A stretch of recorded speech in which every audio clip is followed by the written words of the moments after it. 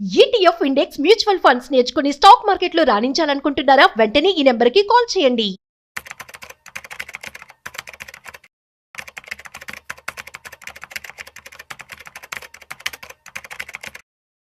నమస్తే, welcome back to Suman TV. ప్రస్తుతం మనతో పాటు ఉన్నారు stock market analyst Sundar Rama Reddy గారు. నమస్తే సార్.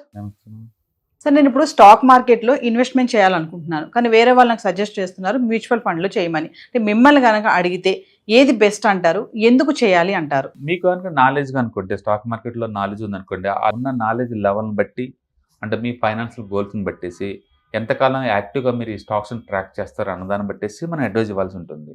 ఎందుకంటే స్టాక్స్ అనుకోండి 4500 స్టాక్స్ ఉన్నాయి. ఈ స్టాక్ ఎందుకు కొంటున్నారు అంటే మీకు క్లారిటీ ఉండాలి కదా. అంటే మీకు ఖచ్చితంగా వాటి బిజినెస్ మోడల్ గురించి, వాటి ఫీచర్ యొక్క గ్రోత్ గురించి మీకు కాతికొత్త ఐడియా ఉంటే మీరు తీసుకోవచ్చు. అంటే ఆ డొమైన్ ఎక్స్పర్ట్ అయి ఉండాలి మీరు ఎంతకంత.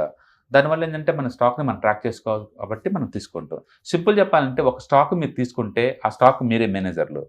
ప్రతిసారి ప్రతి క్వార్టర్లీ రిజల్ట్స్ అప్పుడు గుడ్ వస్తున్నాయా, బ్యాడ్ వస్తున్నాయా, వరస్ట్ వస్తున్నాయని ట్రాక్ చేసుకుంటూ ఇంకెంతకాలం ఉంచుకోవచ్చు చూసుకుంటూ పోతూ ఉండాలి. ఎక్కడైతే రిజల్ట్స్ మీరు డిసాటిస్ఫై అవుతారో అది ఆ టైంలో దాన్ని క్లోజ్ చేసుకుని ఇంకోటికి పోతుంటుంది అనమాట. అట్లా స్టాక్స్ తీసుకుంటే రెస్పాన్సిబిలిటీస్ ఎక్కువ ఉంటే వాటి ట్రాక్ చేసుకుంటూ ఉండాలి. రెండోది, స్టాక్స్ ఎప్పుడు కూడా నేషనల్గా, ఇంటర్నేషనల్గా, పొలిటికల్గా, జియోగ్రాఫికల్గా, సెక్టారు, కంపెనీ స్పెసిఫిక్ న్యూస్కి ఎఫెక్ట్ అవుతూ ఉంటాయి. అందుకని ఎంత మంచి కంపెనీ అయినా సరే వీటన్నిటిని తప్పించుకుని ముందు పోవటం అంత ఈజీ ఏం కాదు. అందుకని మీరు లాంగ్ టర్మ్ ప్లాన్ చేసుకోవాలి. అందుకని మంచి కంపెనీ అంటే 1 వీక్ 10 డేస్లో మూవ్ అయ్యిద్దని కాదు.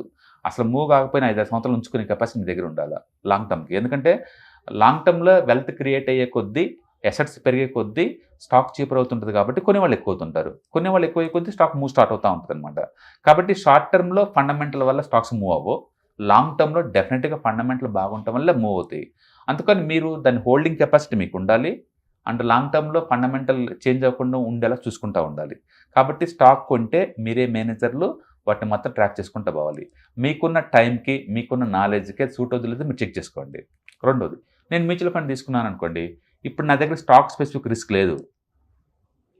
బ్యాడ్ న్యూస్ వచ్చి స్టాక్ పడిపోతాయని అలాంటి రిస్క్ నా దగ్గర లేవు. ఎందుకు లేవు అంటే నాది సింగిల్ స్టాక్ కాదు కదా. మొన్న మహారాష్ట్ర గవర్నమెంట్ వాళ్ళు ఆల్కహాల్ మీద ట్యాక్స్లు పెంచారు. ఎంటైర్ ఆల్కహాల్ స్టాక్స్ అన్నీ కూడా 5 to 7% డ్రాప్ అయినాయి సింగిల్ డేకి. నిన్న అమెజాన్ వాళ్ళు హెల్త్ కేర్లోకి ఎంటర్ అయ్యారు.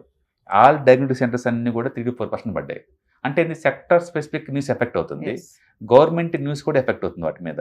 అదే మ్యూచువల్ ఫండ్స్ ఉన్నాయి అనుకోండి, వాళ్ళ దగ్గర ఈ ఒక్క స్టాకు ఆ ఒక్క స్టాక్ ఉండవు కదా, అంటే కపుల్ ఆఫ్ స్టాక్స్ ఉంటాయి కదా. నేను ఒక ఎగ్జాంపుల్ ఒక మిడ్ క్యాప్ మ్యూచువల్ ఫండ్ అన్నాను అనుకోండి, ఆ మిడ్ క్యాప్ మార్కెట్ క్యాపిటలైజేషన్ ఉన్న స్టాక్స్ని మొత్తం ఒక పోర్ట్ఫోలియో తయారు చేసుకున్నా కదా. ఇందులో ఒక 40-50 కంపెనీస్ ఉంటాయి కదా. ఈ 40-50 కంపెనీస్లో ఒకదానికి బ్యాడ్ న్యూస్ వచ్చి కొలాప్స్ అయినా మిగతా మొత్తం మూవ్ అవుతుంటాయి కాబట్టి నాకు ఎఫెక్ట్ అవ్వను కదా. అంటే స్టాక్ స్పెసిఫిక్ రిస్క్ నాకు లేదు. రెండోది, మీ అంత క్లోజ్గా నేను ట్రాక్ చేయాల్సిన అవసరం లేదు. ఎందుకంటే నా ఫండ్ మేనేజర్ చూసుకుంటారు అవన్నీ. అతను CFA చదివిన క్వాలిఫైడ్ పర్సన్, అతను చూసుకుంటాడు ఇవన్నీ. స్టాక్స్లో ఏదైనా బ్యాడ్ న్యూస్ వస్తుందంటే దానివల్ల ఇది ఎఫెక్ట్ అవుద్ది పర్ఫార్మెన్స్ అనుకుంటే ఖచ్చితంగా మారుస్తాడు. అందుకని అతను చూసుకుంటూ ఉంటాడు. దానికి నాకు ఎంత ఎక్స్పెండిచర్ అవుద్ది అంటే రోజు ₹2 ఎక్స్ట్రా అవుద్ది, ₹1,00,000 అంతే కదా. అంటే 1 yearలో బయటికి వెళ్తే 1% ఎగ్జిట్ లోడ్ ఇవ్వాలి. కాబట్టి తక్కువ ఎక్స్పెన్సరీస్తో కూడా మనీ అతను మేనేజ్ చేస్తున్నాడు కాబట్టి నాకు అది ఈజీ అవుద్ది. అందుకని గుడ్డిగా అతను నమ్ముకొని నేను ఇక్కడ లక్షల్లో పెట్టుకోవచ్చు, కోట్లో పెట్టుకోవచ్చు. నువ్వు సింగిల్ స్టాక్స్ అంత పెట్టలేవు కదా, ఆ రేంజ్లో నువ్వు స్కేలప్ చేయలేవు కదా. కాబట్టి మీకు సబ్జెక్ట్ నాలెడ్జ్ ఎంత ఉంది అని దాన్ని బట్టేసి మీరు పెట్టుకోవాల్సి ఉంటుంది. రిస్క్ రివార్డ్ రెండు ఎక్కువే స్టాక్స్లో పెడితే, డైరెక్ట్గా రిస్క్ ఎక్కువ, రివార్డ్ రెండు ఎక్కువే. మ్యూచువల్ ఫండ్స్లో పెడితే రెండు తక్కువ ఉంటాయి, కన్జర్వేటివ్గా ఉంటుంది. ఓకే, మొత్తానికి ఏదైనా కానీ పెద్ద మొత్తాన్ని స్కేలప్ చేస్తే నీకు డబ్బు బాగా వస్తుంది అనమాట. స్టాక్స్లో అంత అందరికి ఉండకపోవచ్చు అంత స్కేలప్ చేసే అంత. అందుకని అందరికీ స్టాక్ సూట్ అవ్వవు, అందరికీ మ్యూచువల్ ఫండ్స్ సూట్ అవుతాయి. అందుకని మీకు ఫినాన్స్ నాలెడ్జ్, ఎంతకంత టెక్నికల్ నాలెడ్జ్ ఉంటే కనుక స్టాక్స్ని తీసుకోవచ్చు, మ్యూచువల్ ఫండ్ తీసుకోవచ్చు. నాకు ఏ నాలెడ్జ్ లేదనుకుంటే మ్యూచువల్ ఫండ్స్ పోవచ్చు, హ్యాపీగా ఉండొచ్చు.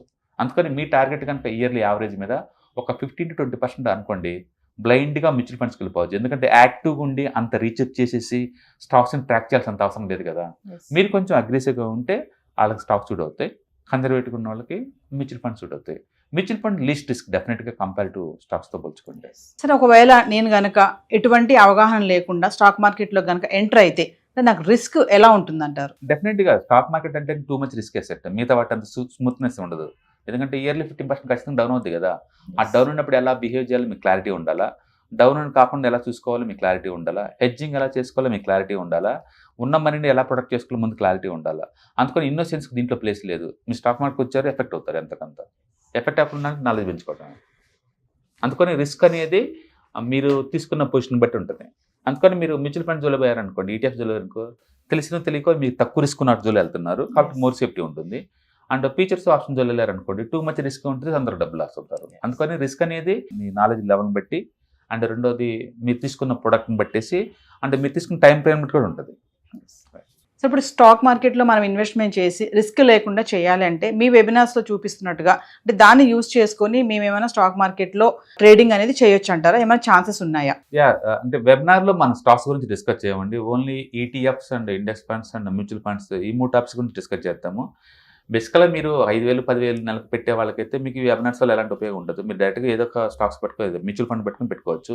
కానీ ఒక కాంప్రహెన్సివ్ వేలో నేను వెల్త్ మేనేజ్ చేద్దాం అనుకుంటున్నాను, వెల్త్ ప్రొటెక్ట్ చేద్దాం అనుకుంటున్నాను, వెల్త్ని ఇంక్రీజ్ చేద్దాం అనుకుంటున్నాను.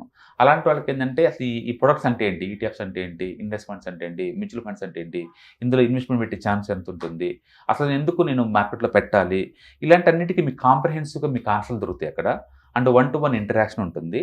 అంటే పర్సనలైజ్గా నువ్వు క్వశ్చన్ అడుకోవచ్చు కాబట్టి బోల్డ్ అండ్ క్లారిఫికేషన్ ఉంటుంది కాబట్టి మీకు క్లారిటీ ఉంటుంది.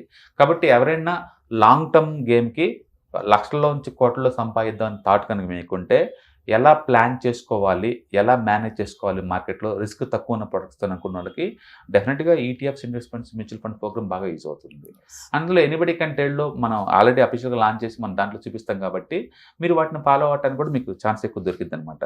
అంటే మీకు ఎంత ప్రొడక్ట్ నాలెడ్జ్ ఉంటే అంత రిస్క్ తగ్గిద్ది, అంత కాన్ఫిడెన్స్ పెరిగిద్ది. కాన్ఫిడెన్స్ పెరిగితే ఏముందంటే పెద్ద మొత్తంలో పెట్టచ్చు. ₹1,00,000 పెట్టే బదులు ఒక 20 లక్షలు పెట్టారనుకోండి, ఎక్కువ డబ్బులు వస్తాయి కదా మీకు. బట్ 20 లక్షలు పెట్టాలంటే అంత నమ్మకం నీకు ఉండాలి కదా, అంత నమ్మకం ఉండాలంటే నాలెడ్జ్ ఉండాలి కదా. అందుకని నాలెడ్జ్ అనేది ఫౌండేషన్. మీకు స్ట్రక్చరల్ వేలో నేర్చుకుందాం అనుకుంటే ఈ ప్రోగ్రామ్స్ మీకు సూట్ అవుతుంది. Thank you sir. Hi, markets చాలా వాలటిలిటీ ఉన్నాయని భయపడుతున్నారా? మార్కెట్ ఆల్ టైమ్ హైలో ఉందని దూరంగా ఉండాలనుకుంటున్నారా? ఏది రైట్ టైం మార్కెట్లో ఎంటర్ అవడానికి, ఏది బెస్ట్ టైం మార్కెట్లోంచి బయటకు పోవడానికి తెలుసుకోవాలనుకుంటున్నారా? మార్కెట్లో mutual funds, ETFs, index funds ద్వారా మనీ మేక్ చేద్దాం అనుకున్నారా? ఇలాంటి మీ డౌట్స్ కి క్లారిఫికేషన్ కోసం ఈ webinar ETFs, index funds and mutual funds కోర్సులో జాయిన్ అవ్వండి. మీ డౌట్స్ క్లారిఫికేషన్ చేసుకోండి.